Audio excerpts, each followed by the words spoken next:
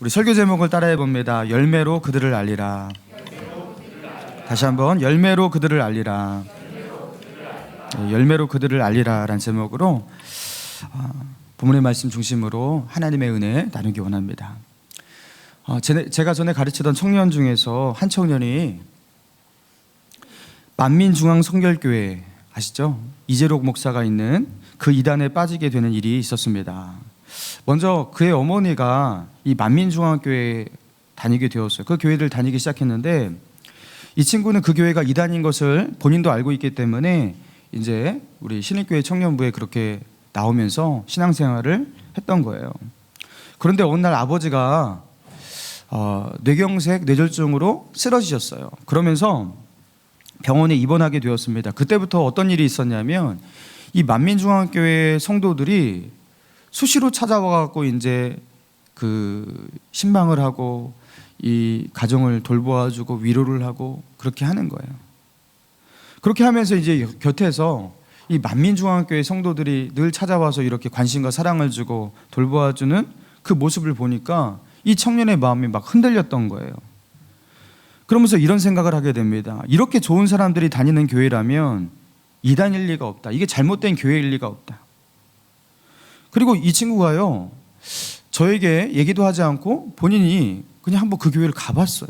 그래서 거기서 예배를 드려보고 그 이재록 목사의 설교를 들었는데 설교를 들어보았더니만 기존의 어떤 교회들과 크게 다를 바 없는 이상해 보이지 않는 그런 예배고 그런 설교 내용이었다라는 거예요. 그래서 결단을 했어요. 어머니를 따라서 이 만민중앙교회에 다니기로 결단을 했어요. 그래서 제가 이 친구에게 말했습니다. 이 친구가 서울에 있는 아주 유수한 대학을 다니는 재원이었어요. 근데 이 친구야, 여기는 이단이야 하면서 제가 왜 이 만민중앙성결교회가 잘못된 곳인지를 알려주고 또 그 교회가 이단으로 규정된 이유에 대해서 이 자료도 이렇게 보여주면서 안 된다고, 그렇게 해서는 안 된다고 하면서 뜯어 말렸습니다. 그런데 그럼에도 불구하고 이 친구는 그 교회를 다니기로 결정했어요. 마지막까지도 이 친구가 그렇게 고집하는 근거는요, 다른 것이 아니었어요. 이렇게 자신의 가족과 자기에게 잘해주는 분들이 나쁜 사람일 리가 없다. 그래서 그렇게 한 영혼을 잃게 되었거든요.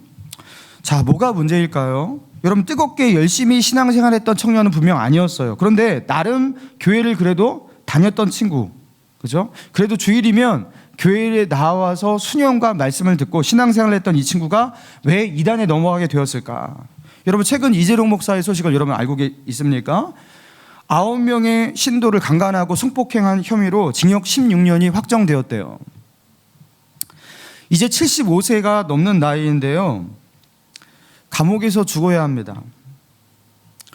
뭐 이것뿐만이 아니겠죠. 밝혀지지 않는 많은 뭐 부정과 비리와 뭐 성적인 뭐 이런 것들이 많았겠죠. 자, 그런데 이 청년은 왜 이런 사람에게 그렇게 넘어갔고 그런 교회에 그렇게 넘어가게 되었을까? 여러분, 영적인 분별을 어떻게 해야 하는지 몰라서 그러는 거예요.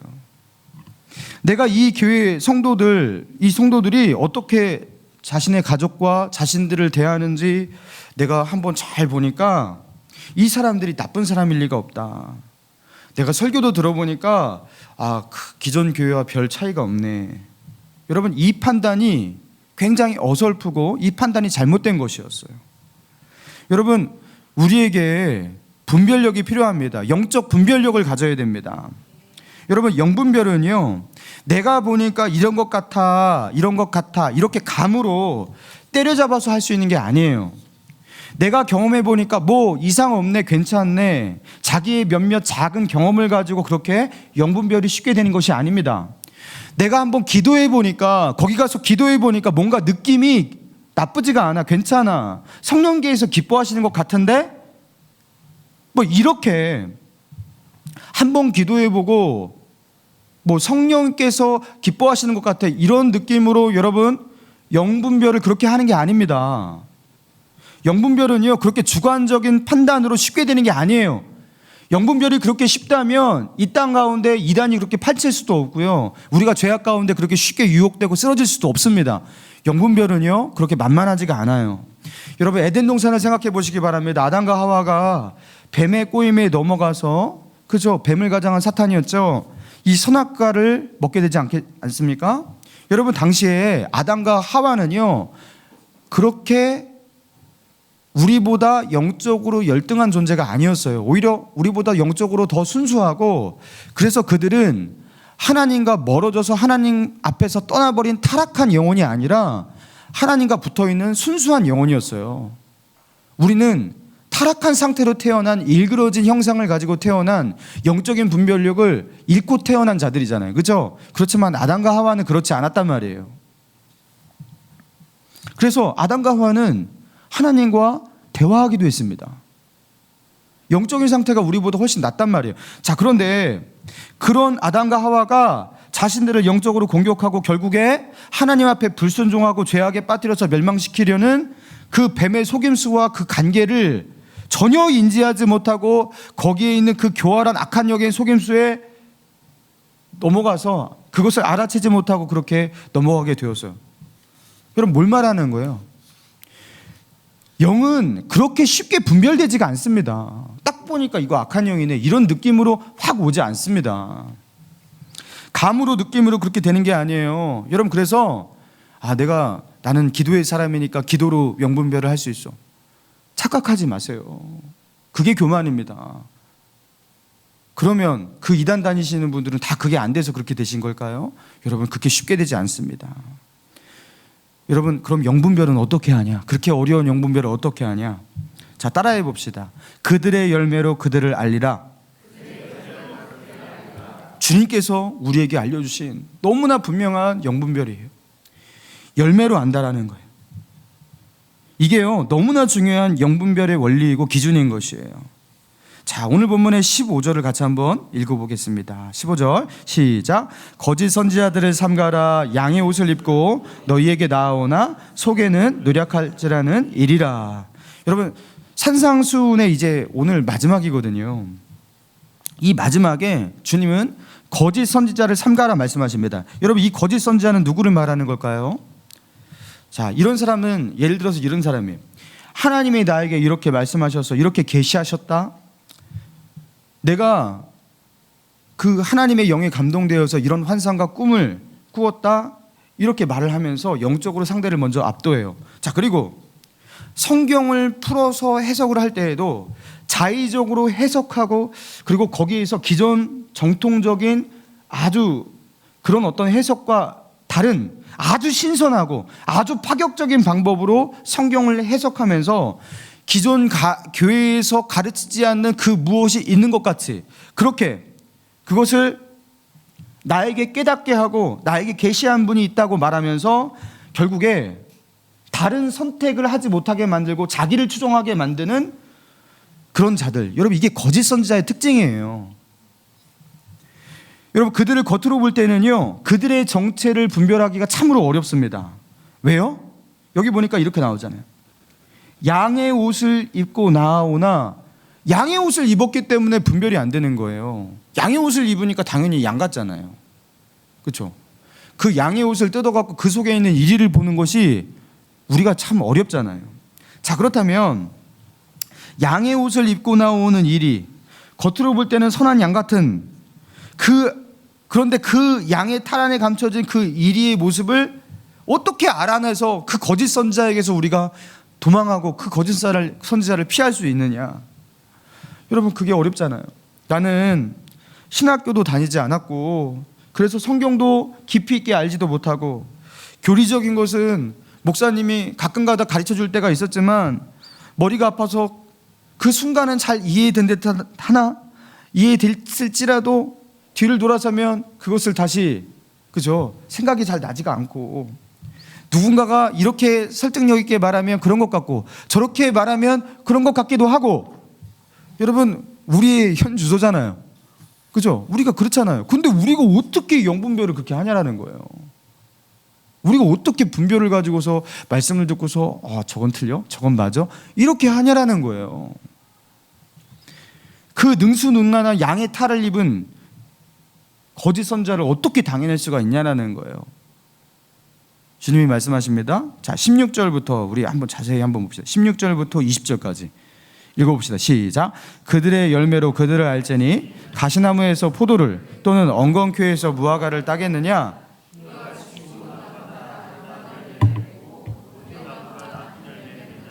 좋은 나무가 나쁜 열매를 맺을 수 없고 못된 나무가 아름다운 열매를 맺을 수 없느니라.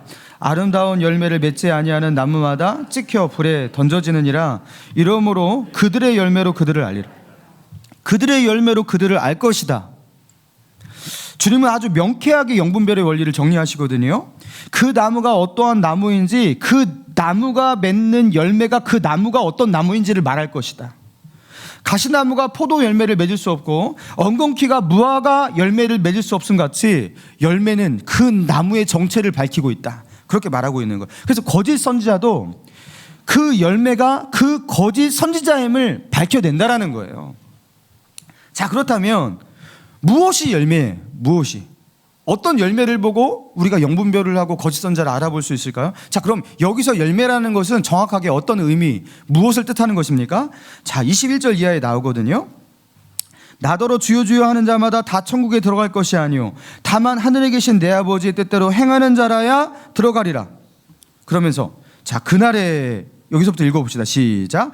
그날에 많은 사람이 나더러 이르되 주여 주여 우리가 주의 이름으로 선지자 노릇을, 주의 이름으로 귀신을 쫓아내며 주의 이름으로 많은 권능을 행하리니 그때 내가 저희에게 밝히 말하되 내가 너희를 도무지 알지 못하니 불법을 행하는 자들아 내게서 떠나가라 하리라. 자, 22절에 보니까 그날에 많은 사람이, 여기 그날은 최후의 심판의 날을 말하는 거예요. 천국과 지옥을 가르는 최후의 심판의 날입니다. 그때 많은 사람이에요. 적은 사람이 아니라 많은 사람이래요. 그때 그 사람들이 뭐라고 한다고요? 주여 주여 우리가 주의 이름으로 누구 노릇을 했다고요? 선지자 노릇을 했대요. 자, 그리고 무엇을 많이 행했다고요? 보니까 귀신을 많이 쫓아냈대요. 그리고 무엇을 많이 행했다고요? 권능을, 기적을 많이 행했대요. 그러니까 예수 그리스도의 이름으로 선지자 노릇도 했고요, 예수 그리스도의 이름으로 예언도, 그러니까 선지자니까 예언도 하고요, 말씀도 전했다라는 거예요. 그리고 예수님의 이름으로 귀신도 쫓아내는 축기 사역도 감당하고, 그리고 예수님의 이름으로 권능을 행하는 어떤 기적의 역사가 있었대요. 대단하지 않습니까? 여러분, 이거는요 그냥 예수 믿는 정도의 사람이 아니라 예수 믿는 자 중에서 아주 특별한 사람들, 가장 하이 레벨에 속한 영적인 엘리트 중에 엘리트 같은 그런, 하나님과 아주 가깝고 친밀하여서 하나님의 권세와 능력 가운데 있는 사람들, 여러분 그런 사람들 아니에요? 이런 사람들? 그런데 그런 자들을 향해서 주님이 그날에 어떻게 말씀하셨다고요? 23절, 내가 너희를 도무지 알지 못하니 불법을 행하는 자들아 내게서 떠나가라. 여러분, 이게 너무 충격적인 거예요. 여러분, 이 말씀에 시험이 들어갔고 저를 찾아온 청년이 한두 명이 아닙니다. 교인들도 많았어요. 도대체 이런 사람이 귀신도 쫓아내고 권능을 행하고 이렇게 영권이 있고 이런 사역적인 어떤 결과와 성과가 있는 사람도 천국문 앞에서 그 천국문을 열고 들어가지 못하고 주님 앞에 불법을 행하는 자들아 떠나가라. 나는 어림도 없어. 내가 천국 가기에는 글렀어. 그래서 이 구원의 확신이 이 말씀 앞에 무너지고요, 그래갖고 나는 지옥 가는 거 아니냐고 하면서 막 걱정하면서 시름시름 앓다가 그렇게 저를 찾아와갖고 나 어떻게 하냐고, 이런 분들이 진짜 종종 있었어요. 여러분 그렇지 않으세요? 저도 그랬었습니다. 제가 이 말씀이 이해가 안 돼서. 자, 그런데 여기 여러분, 그래서요 성경은 맥락 속에서 봐야 되는 거예요. 한 구절 콕 집어갖고 이 말씀 보니까 이런 뜻이구나. 여러분, 이렇게 하면 성경을요 자기 나름대로 자의적으로 해석하게 되어 있어요. 여러분, 여기 이 말씀은요 여러분이 그런 걱정을 하면서 여러분의 구원의 확신을 깨뜨리기 위해서 주시는 그 말씀이 아닙니다. 지금 여기서 예수님께서 하시는 말씀은요, 양의 옷을 입고 나타난 거짓 선지자들을 어떻게 분별하고 그 영분별을 어떻게 해서 그들에게서 도망가야 하는지를 우리에게 말씀하시는 거예요. 그들의 정체를 어떻게 파악하냐? 그들의 열매로 알 것이다. 그리고 그 열매가 무엇이냐 하면서 열매가 무엇인지에 대한 설명과 논증을 하고 계시는 거예요. 그 열매가 뭐라고 하는 거예요 지금? 최소한 그 열매는 무엇이냐? 선지자라고 하는 그들의 직책은 아니라는 거예요. 선지자라는 그들의 자리가 절대로 그들의 열매가 될 수가 없다. 목사라는 자리를 가지고 있으면 그거는 그들의 열매가 될 수가 없다. 장로라는 자리, 교회에서 어떤 직임과 직책을 가지고 있는 자리, 교사와 소그룹을 하고 있다. 뭐 소그룹의 어떤 리더를 하고 있다. 말씀을 가르치는 교사다. 여전도의 회장이다. 여러분, 그런 것들은 절대로 주님이 말씀하시는 열매가 될 수 있다 없다? 없다라는 거예요. 그날에 많은 사람들이 내가 선지자 노릇을 했습니다. 자기의 직책을 가지고 주님 앞에 나아가 그런데 내가 어떻게 천국에? 이렇게 말한다라는 거예요. 절대로 그것은 영분별하는 열매가 될 수가 없어요. 그리고 또한 무엇이 열매가 될 수가 없다라는 거예요. 사역을 하고 그 사역을 잘해서 그 사역적 성과가 있고 결과물이 있다 하여도 그것도 열매가 될 수가 없대요. 귀신을 쫓아냈어요. 권능을 행하는 기적이 일어났어요. 그래서 병이 고쳐졌어요. 여러분, 이런 사역이 목감신일교회에 일어났는데 권능의 역사가 있어갖고 막 여기서 그냥 그 솔로몬의 성전에 일어났던 쉐카이나의 구름이 여기에 막 임하고, 그리고 여기에서 그 구름을 한 번만 마시면 병이 막 치유가 되고 암이 막 떨어져 나가고, 여러분 그러면 어떻게 되겠어요? 그 다음 주에 한 3배 정도는 오지 않을까요? 아마 성도들? 그 다음 주에 또 있었어요. 그러면 한 10배 정도 오지 않을까요? 저 부산에서도 올걸요 아마? 여러분, 이런 부흥의 역사가 일어났겠죠. 그것도 열매가 아니래요. 그것도 열매가 아니래요. 그럼 뭐냐는 거예요, 열매는. 그러니까 교회가 부흥됐다, 그러니까 그 교회가 옳은 교회다, 절대 아니라는 거예요. 여러분, 속지 말라는 거예요. 이 교회가 이렇게 내가 볼 때 이렇게 은혜스럽고 성도들이 날마다 부흥되고 모이고, 야, 그러고 보니까 이 교회는, 그리고 저 목사님은, 저 지도자는 하나님께서 사랑하시고 하나님께서 축복하시고 하나님께서 은혜 주시는 그런 교회인 것 같아요. 절대 아니라는 겁니다. 그럼 뭐냐는 거예요. 열매는 어떤 열매를 확인하라는 거예요. 자, 24절 어떻게 시작합니까? 그러므로 주님께서 결론적으로 말씀하시고 있어요. 그러므로. 자, 읽어봅시다. 그러므로 시작. 누구든지 나의 이 말을 듣고 행하는 자는 그 집을 반석 위에 지은 지혜로운 사람 같은, 비가 내리고 창수가 나고 바람이 불어 그 집에 부딪히되 무너지지 아니하니 이는 주추를 반석 위에 놓은 까닭이요, 나의 이 말을 듣고 행하지 아니하는 자는 그 집을 모래 위에 지은 어리석은 사람 같으리니 비가 내리고 창수가 나고 바람이 불어 그 집에 부딪힘에 무너져 그 무너짐이 심하니라. 여러분, 열매는 무엇과 같다? 그러므로 하면서 열매에 대해서 이제 논증하시는 거예요. 열매는 무엇이다? 나의 이 말을 듣고, 그러므로 누구든지 나의 이 말을 듣고 행하는 자는 반석 위에 집을 지은 지혜로운 사람 같으리니. 그리고 26절에서는 그러므로 나의 이 말을 듣고 행하지 아니하는 자는 모래 위에 집을 지은 어리석은 사람 같으리니. 여러분, 열매는 결국 뭐라고 말씀하시는 거예요? 영분별을 명확하게 만드는 열매는 무엇이냐면 말씀을 듣고 행하는 그의 순종이라는 것입니다. 열매는 하나님의 뜻을 아는데 그치는 것이 아니라 그것을 자기의 삶 속에서 행함으로 옮기는 순종. 하나님의 말씀을 아는 것으로 그치는 것이 아니라 자기의 삶 가운데 그 말씀을 이루어내려는 삶 속에서의 하나님 앞에의 굴복과 순종. 여러분, 오직 그것만이 열매라는 거예요. 여러분, 이 말씀은요, 그래서 거짓 선지자들, 영적인 지도자들, 목사들, 여러분, 그런 사람들이 분별하라고, 그런 사람들이 영분별만 하라고 주신 말씀은 아닌 거예요. 저와 여러분에게도 해당되는 말씀입니다. 만약 우리가 말씀을 듣고 행함으로 나아가지 않을 때 우리도 거짓 선지자들의 맥락과 같은 그런 거짓된 영을 가진 거짓된 크리스찬, 거짓된 성도, 그래서 나름대로 신앙생활을 했지만 마지막에요, 모래 위에 지은 집 같이, 그죠? 한번 비가 쓰고 지나가면 흔적도 남지 않게 되는 허무한 신앙으로 그렇게 끝날 수가 있다라는 거예요. 거짓된 성도가 될 수가 있다고 경고하고 계신 것입니다. 여러분, 그러면서 이 산상수훈 마태복음 5장, 6장, 7장에 걸친 이 장구한 설교에 이 종착역에서 주님께서 하신 말씀이 굉장히 많잖아요. 형제를 미워하지 말고 욕하지 말라, 그들을 비판하지 말라, 원수를 사랑하라, 너희가 경건을 행하려면 은밀한 중에 그 구제와 금식과 기도를 하고 은밀한 중에 계신 하나님께 나아가라. 여러분 여러 가지 말씀을 했어요. 그죠? 그런 말씀을 듣고서 너무 은혜스럽게 듣는 거예요. 그래서 아멘, 아멘, 할렐루야 하면서 하나님 앞에 깨달은 마음으로 아무리 그렇게 은혜스럽게 듣고 반응할지라도 만약 내가 들은 그 말씀, 내가 깨달은 그 말씀대로 나의 삶 가운데 살아내려는, 그 말씀대로 살아내려는 삶 속에서의 순종의 열매를 맺지 못한다면 그것은 거짓 선지자를 따르는 것이고 모래 위에 집을 지은 것이고 결국에 무너지를 하나님께서 인정하지 않는 허무한 신앙이라고 경고하고 계시는 것이에요.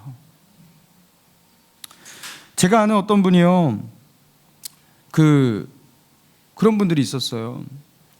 자기는 신앙생활 꽤 오래 했고 또 이렇게 믿음으로 살고 성경도 읽었는데 이 구원의 확신이 생기지가 않는데요. 지금 죽으면 천국 갈 수 있는 확신이 없대요. 그래서 제가 그렇게 나오면요, 제가 어떻게 합니까? 제가 성경을 이제 가져다가 성경을 이제 알려줘요. 자, 보세요. 예수님께서 2000년 전에 우리를 위해서 이 땅 가운데 오신 것을 믿으십니까? 이 성경을 신뢰하십니까? 그러면서 성경을 읽어줘요. 그리고 요한복음 5장 24절, 진실로 진실로 내가 너희에게 이르노니 내 말을 듣고 또 나 보내신 이를 믿는 자는 영생을 얻었고 심판에 이르지 아니하나니 사망에서 생명으로 옮겼느니라. 분명하지 않습니까, 집사님? 지금 여기서 구원을 받은 겁니다. 사망에서 생명으로 옮긴 겁니다. 이렇게 말해도요, 여전히 구원의 확신이 생기지 않는 분이 있어요. 여러분, 그때 그건 무슨 문제일까요? 그때는요, 성경 공부의 문제도 아니고 성경을 몰라서의 문제도 아닙니다. 그것은 순종의 문제에 걸려 있는 거예요. 아무리 성경을 잘 알고요, 영적인 지식이 탁월하다 하더라도 하나님의 말씀에 순종하지 않는 자는 자기 안에 있는 내적 확신이 떨어지게 되어 있습니다. 심지어 구원의 확신을 이미 가지고 있던 사람이라도 하나님의 말씀에 순종하면서 그 뜻대로 살아가려는 삶 속에서의 치열한 삶에 순종이 없다면 여러분, 그런 사람은 있던 확신도 약해지고요, 믿음이 무너지기 시작합니다. 말씀대로 살지 않고 하나님의 뜻에 순종하지 않는 사람은 제 아무리 성경적 지식이 있고 영적인 지식이 있다 해도 그런 신앙은 위기의 순간에 모래성과 같이 그냥 무너져 버려요. 그래서 머리로 신앙생활 하시는 분, 이론적으로 신앙생활 하면서 삶 속에서 말씀대로 살아내려는 치열한 싸움을 싸우고 내 내면 가운데 하나님 앞에 복종하고 순종하고 그분 앞에 나아가려는 그 치열한 영적인 싸움을 싸우지 않고 머리로 논리적으로 이성적으로 그렇게 신앙생활 하시는 분들 있죠. 거짓 선지자의 길을 정확하게 걷고 계신 거예요. 매우 위태로운 신앙입니다. 여러분, 어떤 분은요, 열심히 교회에서 봉사하고 사역하면 그것으로 자기의 어떤 확신도, 그죠? 자기의 어떤 구원뿐만 아니라 신앙적인 풍요함도 이루어질 줄 알고 그렇게 열심히 사역하시는 분이 있어요. 그런데 주님은 분명히 말씀하셨습니다. 열매는 절대로 사역이 아니다. 열매는 오직 순종이라고요. 설령 주님의 이름으로 선지자 노릇을 할지라도, 주님의 이름으로 귀신을 쫓아내고 권능과 기적이 나타날지라도 그것이 그 나무의 어떠함을 나타내는 열매일 수가 없다. 그 나무가 무엇인지 그 나무의 정체를 밝히는 열매는 오직 주님의 뜻대로 행하는 순종밖에 없다 말씀하십니다. 여러분, 베레아 성락교회 여러분 아시죠? 들어보셨죠? 여러분, 우리에게 이단성이 있는 교회로, 우리 교단에서는 이단성 있는 교회로 이렇게 정제되었고요. 그리고 침례교나 그리고 장로교 통합 측에서는 이단 교회로 아예 이제 정제되었습니다. 자, 그런데요, 이 베레아 성락교회, 이 김기동 씨가 있는 교회죠. 여러분, 이 교회가 진작에 이단으로 알려졌음에도 불구하고 그 교세가 계속해서 성장했어요. 그 김기동 목사의 주장하는 그 베레아 사상의 핵심이 무엇이냐면 많은 경우 귀신론에 초점이 맞춰져 있습니다. 귀신을 쫓아내면 된다. 예수 그리스도의 권능으로 귀신을 쫓아내라. 그래서 감기를 걸려도 귀신을 쫓아내요. 그러면 감기도 낫는다. 모든 우리 연약함은 귀신과 연관이 있다. 귀신론이 핵심 사상이에요. 그런데 실제로 이 교회에요, 이런 어떤 귀신을 쫓아내고 귀신을 체험하고 귀신을 물리치고 어떤 이 영적인 현상이 정말로 이 교회에 많아요. 그러니까 이 교회에 와서 이런 어떤 신비적 체험을 하고 그런 것이 현상 가운데 정말로 나타나고, 여러분 그러니까 이 교회가요 이렇게 부흥됐던 거예요. 다른 데서 이거 이단이라고 주의하라고 말해도 그 교회에 굳이 가갖고 아니라고, 내가 가서 보니까 아니라고, 이렇게 됐던 거예요. 그래서 수만 명이 모이는 대형교회를 성장하게 되었습니다. 자, 그런데요, 최근에 김기동 목사가요 성도를 수십 명을 성폭행하고 성추행했다는 사실이 드러나고 있어요. 수십 명 정도가 아니래요. 그리고 그 교회에서 자기는 사례비를 일절 하나도 받지 아니하고 그렇게 목회한다고 그렇게 떠들고 다녔거든요. 그런데 알고 보니까요, 십수년 동안 매달 5천만 원 이상의 돈을 매달 그렇게 받으면서 다녔는데 안 받았다고 그렇게 했던 거래요. 뿐만 아니라 돈이 너무 많아갖고 교회에다가 대출을 해줬대, 자기 돈으로. 그래서 이자도 굉장히 고리의 이자를 교회에다가 받으면서 그렇게 고리대금업자로도 살아오고요. 그 돈을 횡령해갖고 많은 건물을 자기와 자기의 자식의 이름으로 그렇게 살고, 이렇게 등록해서 그렇게 빌딩의 부자로도 살고 있고요. 이게 밝혀지고 있어요. 자, 보세요. 여러분, 이분의 사역적 위치가 얼마나 대단합니까? 그 사역으로 따지자면 이분은 하나님이 보내신 선지자예요. 그렇죠? 성령이 아니고는 어찌 이런 일이 일어날 수 있을까? 하나님이 이분을 기뻐하지 않고는 어떻게 이렇게 교회가 부흥할 수 있을까? 여러분, 그래서 바로 열매가 아닌 사역들을 볼 때 우리는 이렇게 넘어가는 거예요. 이제 좀 이해하셨어요? 주님은 우리에게 당부하십니다. 선지자 노릇을 하고 귀신을 쫓아내고 권능을 행하고, 여러분 여기에 추가가 돼야 돼요. 너희가 교회에서 열심히 사역을 하고 이런 직책을 맡고, 그리고 그 사역에 결과물이 있을지라도 아니다. 정말로 그 중심 속에 하나님 앞에 굴복하고 하나님께 순종하고 있는지, 하나님 앞에 하나님의 말씀대로 살아가고 있는지 아닌지 그걸 봐야 된다. 그것만이 열매다. 여러분, 일토행전이라는 책이 있는데 이 책이 방선호 장로님이라고, 이분이 자신의 삶의 어떤 직장 생활 속에서의 어떤 신앙의 어떤 투쟁 속에서 쓴 책이에요. 이분이 대한항공에서 근무하면서 이제 거기서 크리스찬으로서 살아남는 어떤 좌충우돌의 어떤 내용들이 참 많거든요. 이분이요, 대한항공에서 십수년 근무하면서 어느 날 팀장으로 승진하게 되었습니다. 근데 팀장이 되고 나니까요, 회사에서 회사 카드를 주더랍니다. 이 회사 카드가 뭐냐면 이제 정해진 한도까지 이제 회사의 이런저런 어떤 용무를 위해서 편하게 쓰라고 준 법인 카드예요. 다른 팀장들이 이 법인 카드를 가지고서 어떻게 사용하는지 보니까요, 상당히 자유롭게 사용한다라는 것을 알게 되었어요. 때로는 자신의 사적인 용도로 사용합니다. 이걸 가지고서 꼭 회사를 위해서 쓰는 게 아니라, 그렇죠? 내가 회사에 고객을 만나기 위해서 이렇게 썼다, 그렇게 하면 되니까 이걸 가지고서 여러 가지 용도로 사용하는 거예요. 어차피 회사에서 정해진 한도 그 안에서 쓰면 된다 생각하고서 자유롭게 쓰는 거예요. 그런데 이 방선호 장로님이 이걸 어떻게 썼냐면요, 내가 크리스찬인데 내가 그렇게 쓸 수는 없지. 그래갖고 주로 자기 팀원들이 야근할 때 저녁 식사를 하거나 또 오전 회의 때 끝나고서 점심 식사를 하거나 이럴 때 회사 카드를 썼다는 거예요. 그런데요, 그 청년부 이제 부장 집사를 하고 있었다고 합니다. 청년부 부장을 맡아서 하고 있었는데, 그때 청년들이 이제 찬양 연습을 한다든가 어떤 행사를 앞두고 드라마 연습을 한다든가, 그렇게 하면은 이 청년들을 격려하기 위해서 이 청년들에게 피자를 사준다든가 이렇게 함께 식사를 하는 그런 자리가 있잖아요. 그때 계산을 하기 위해서 자기 지갑을 딱 열면 두 개의 카드가 보이는 거예요. 하나는 자기 개인 카드고 하나는 법인 카드예요. 그러면서 그 순간 개인 카드를 꺼내서 쓸 건지 법인 카드를 쓸 건지 고민이 되더라는 거예요. 당연히 개인 카드를 꺼내서 써야 된다는 걸 알지만 아니 우리 청년들이 잠재적인 대한항공의 앞으로의 고객인데 내가 왜 우리 고객을 위해서 이 법인카드를 쓰는 게 한도 내에서 쓰는 게 뭐가 문제야 하면서 그 법인카드를 꺼내게 되더라는 거예요. 그래서 아니 다른 사람들은 아니 자기의 개인적인 아주 지극히 개인적인 것을 위해서도 그것을 막 쓰는데 아니 내가 이렇게 좋은 일에 쓰는데 뭐가 문제겠어, 이런 마음으로 쓰는데 그렇게 쓰면서도 마음 가운데 깨림직한 거예요.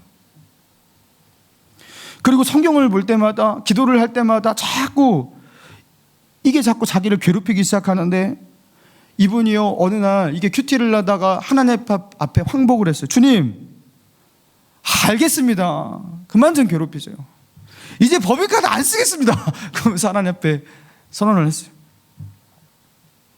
여러분, 참된 성도의 열매가 무엇이냐면 바로 이거예요. 여러분, 누가 이 사람을 보고 있어요 지금? 누가 이걸 가지고 뭐라고 하는 사람이 있냐고요. 근데 왜 이분은 이 문제를 가지고 괴로워했을까요?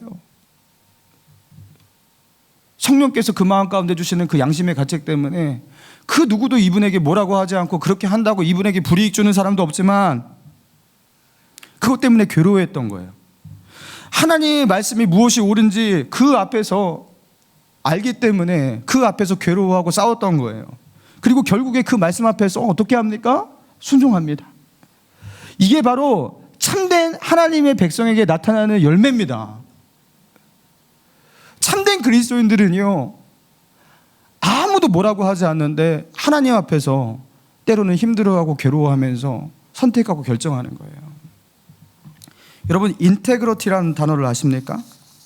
이게 우리나라 언어로 번역을 할 때 인테그러티, 번역이 쉽지 않은 대표적인 영단어라고 합니다.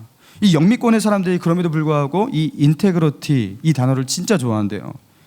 그래서 미국에서는요 누군가를 칭찬할 때 그 칭찬의 최상급 표현이 이런 표현이래요. He is a man of integrity.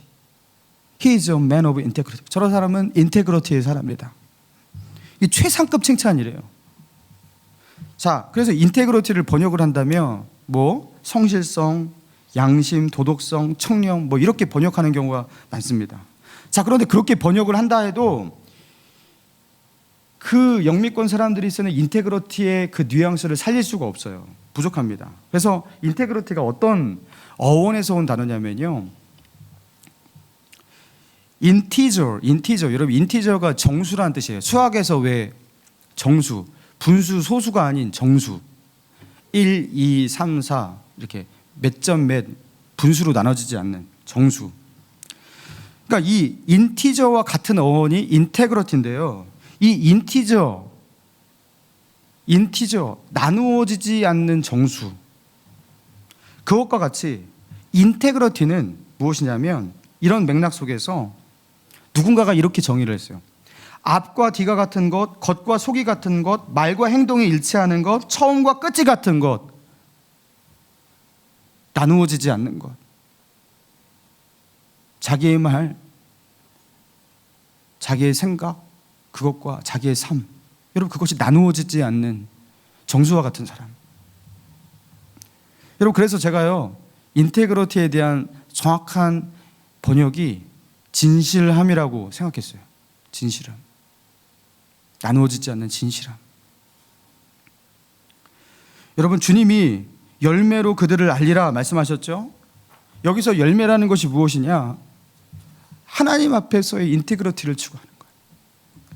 하나님 앞에서의 진실함을 추구하는 사람.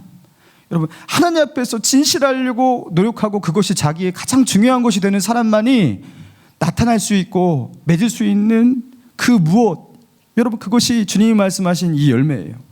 입으로는 아멘 아멘 하지만 자신이 아멘하는 한 대로 살지 않는 그런 사람이 아니라 그 아멘한 대로 살기 위해서 노력하고 그 아멘한 대로 살지 못한 것 때문에 너무나 괴로워하고 그 아멘한 대로 살게 해달라고 기도하고, 여러분, 그것을 위해서 대가를 치를 줄 알고 하나님의 뜻과 자기의 삶을 일치시키기 위해서 그게 힘들지라도 노력하고 애쓰는 사람, 누가 보는 사람이 없어도 누가 뭐라고 하지 않는데도 오직 하나님 앞에서의 진실함을 추구하는 하나님 앞에서의 인테그리티를 붙잡는 사람. 여러분, 바로 구원받은 참 하나님의 백성에게 나타나는 열매가요, 바로 이것이에요. 사역이 아닙니다. 거짓 선지자들은 하나님 앞에서의 진실함을 추구하는 자가 아니라 사람들 앞에서 보여내려는 자들이고, 그로 말미암아 그들의 추종을 얻어서 다른 이익을 취하려는 사람, 그래서 그들은 성령을 속이고 자기의 양심을 속이고 하나님을 속일지언정 자기의 이익을 포기 못하는 자들이기에 그들은 계속해서 이 열매를 맺어낼 수가 없어요. 열매를 맺는 것 같이 가장하고 속일 수는 있지만 그 속임을 끝까지 영원히 지속할 수가 없어요. 완벽하게 속일 수는 없어요. 그렇지 않습니까? 결국에 다 드러나고 있잖아요, 지금도. 그죠? 완벽하게 끝까지 속였다. 그럼 그 사람은 진실한 사람이죠. 그거는 그렇게 속일 수가 없는 겁니다, 사람은. 사랑하는 여러분, 신앙은 그래서 하나님 바라보기 싸움이에요. 여러분, 신앙의 길 가다가 이 땅 바라보고 사람 바라보고 여기에 저기에 눈이 팔려서, 그죠? 이것도 해보고 싶고 저것도 해보고 싶고, 그런 욕심 때문에 하나님 앞에서의 인테그리티, 하나님 앞에서의 진실성을 잃지 마시기 바랍니다. 지금 진실하다고 10년 뒤에도 계속 진실한 게 아니에요.